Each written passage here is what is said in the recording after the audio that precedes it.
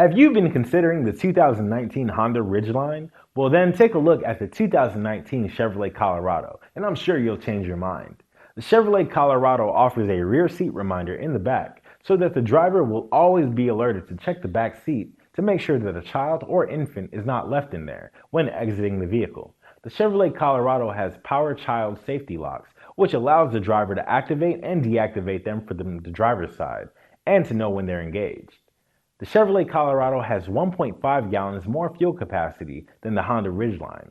The Chevrolet Colorado offers a manual transmission for better acceleration, control, and fuel economy.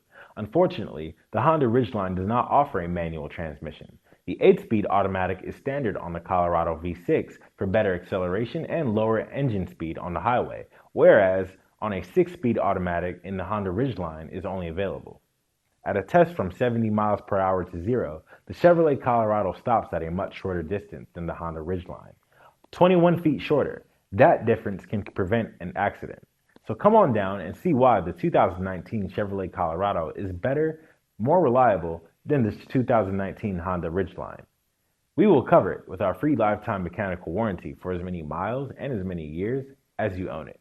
So take it on one of our free 48-hour test drives.